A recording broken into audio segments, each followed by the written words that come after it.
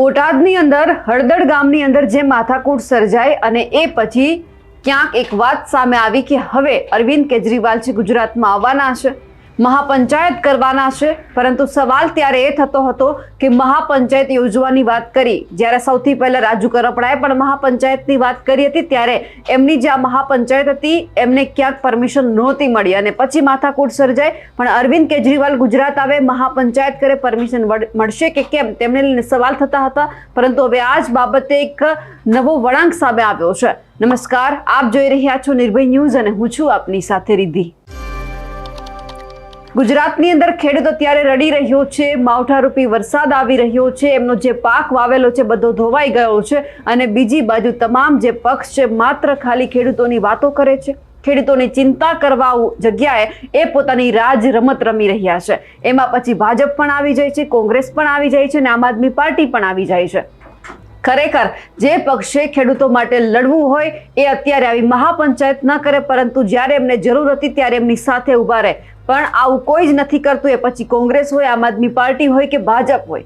ખેર સૌથી પહેલા વાત એ કરીએ કે જ્યારે સાયલાના જે સુદામડા ગામ છે ત્યાં જે મહાપંચાયત યોજવાની વાત કરવામાં આવી હતી, હવે એ જ જે મહાપંચાયત યોજવાની તૈયારીઓ શરૂ કરી દેવામાં આવી છે. પરમિશન પણ મળી ગઈ છે. કારણ કે વારંવાર આપણે જોયું છે કે જ્યારે વિપક્ષ કોઈ વાતને લઈને પરમિશન માંગવા જાય છે તંત્ર પાસે તો આપવામાં નથી આવતી, પરંતુ 2 દિવસ પહેલા જે રીતે કોંગ્રેસે ત્યાં મહાપંચાયત કરી, ખેડૂતની જે કિસાન સભા યોજવામાં આવી અને એ પછી હવે આમ આદમી પાર્ટીની જે મહાપંચાયત યોજવાની તૈયારી હતી હવે તેમને પરમિશન મળી ગઈ છે. એટલે કે હવે મહાપંચાયત થશે. પરંતુ સવાલ એ જ છે કે જો વરસાદ આવશે તો શું થશે? કારણ કે આમની પહેલા પણ જ્યારે મહાપંચાયતની વાત કરવામાં આવી હતી, બધી તૈયારી થઈ ગઈ હતી, અરવિંદ કેજરીવાલ ગુજરાત આવી ગયા હતા અને આગલા દિવસે વરસાદ આવ્યો, એમના કારણે આ મહાપંચાયત છે તે મોકૂફ રાખવામાં આવી હતી. પરંતુ હવે એ જોવાનું છે કે આ બધું જ તૈયાર હવે થઈ ગયું છે, પણ વરસાદ વિઘ્ન બનશે કે કેમ? સૌથી પહેલા તો મનોજ સોરઠિયાને સાંભળીએ કે તેમણે શું આહવાન કર્યું છે. જય જવાન, જય કિસાન. આજે આપ સૌને જણાવતા આનંદ થાય છે કે 31મી ઓક્ટોબર સરદાર જયંતિના રોજ સુદામડા ખાતે કિસાન મહાપંચાયત જે યોજાવાની છે એની પ્રશાસન પાસેથી મંજૂરી મળી ગઈ છે. એટલે કે કોઈ પણ રોકટોક વગર ખૂબ મોટી સંખ્યામાં ખેડૂતોની હાજરીમાં આ કિસાન મહાપંચાયત યોજાવાની છે.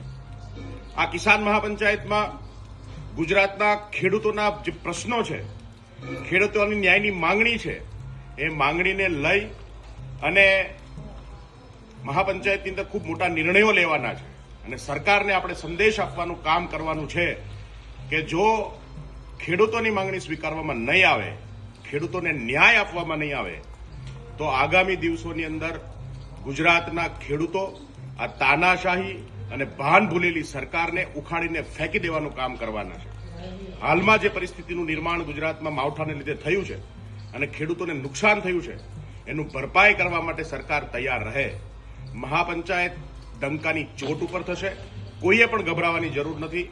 આ વખતની મહાપંચાયત અભૂતપૂર્વ અને ઐતિહાસિક મહાપંચાયત થવાની છે. જય હિન્દ, જય ભારત, જય જવાન, જય કિસાન. જય જવાન, જય કિસાન. આજે આપ સૌને જણાવતા આનંદ થાય છે કે 31મી ઓક્ટોબર સરદાર જયંતિના રોજ સુદામડા ખાતે કિસાન મહાપંચાયત જે યોજાવાની છે એની પ્રશાસન પાસેથી મંજૂરી મળી ગઈ છે. એટલે કે કોઈ પણ રોકટોક વગર ખૂબ મોટી સંખ્યામાં ખેડૂતોની હાજરીમાં આ કિસાન મહાપંચાયત યોજાવાની છે.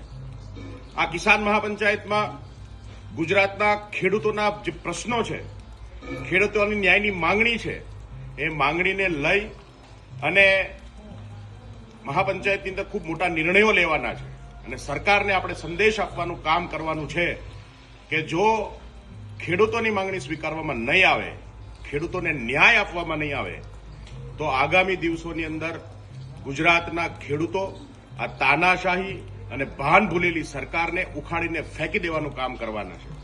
હાલમાં જે પરિસ્થિતિનું નિર્માણ ગુજરાતમાં માવઠાને લીધે થયું છે અને ખેડૂતોને નુકસાન થયું છે એનું ભરપાઈ કરવા માટે સરકાર તૈયાર રહે.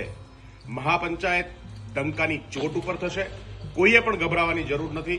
આ વખતની મહાપંચાયત અભૂતપૂર્વ અને ઐતિહાસિક મહાપંચાયત થવાની છે. જય હિન્દ, જય ભારત, જય જવાન, જય કિસાન. મનોજ સોરઠિયાએ હવે તમામ ખેડૂતોને કહી દીધું છે કે મહાપંચાયતમાં ભેગું થવાનું છે. સરકારને આપણે સંદેશ આપવાનો છે કે અત્યારે અમને સૌથી વધારે સરકારની જરૂર છે, તો તમે મદદ કરો. પણ સરકાર મદદ કરશે, કારણ કે એક તરફ જ્યારે કેબિનેટની બેઠક યોજવામાં આવે છે તો ફક્ત એવું કહેવામાં આવે છે કે અમે સર્વે કરીશું, સર્વેને મંજૂરી આપવામાં આવી છે, પરંતુ આંકડો ક્યાંય સામે નથી આવતો. પણ ક્યારે આવશે, ક્યારે સર્વે થશે? ખાલી સરકાર એવું કહે છે કે અમે ખેડૂતોની સાથે છીએ, પણ ખરેખર સાથે છે તે પણ સવાલ છે. બીજી બાજુ કોંગ્રેસ આ બધું કરે છે, એ પણ સાથે છે, એ પણ સવાલ છે. અને હવે આમ આદમી પાર્ટી છે, હવે આ બધું કરી રહી છે. તે જોવાનું છે કે ખેડૂત માટે કોણ કેટલું બોલે છે, ખાલી બોલીને જાય છે કે પછી એમનું ક્યાંક અમલીકરણ પણ થાય છે. અમારા અહેવાલને લઈને આપનું શું માનવું છે, કમેન્ટ કરીને ચોક્કસથી જણાવજો. સાથે જ અમારી નિર્ભય ન્યૂઝ ચેનલને લાઇક, શેર અને સબસ્ક્રાઇબ કરવાનું ભૂલશો નહીં. નમસ્કાર.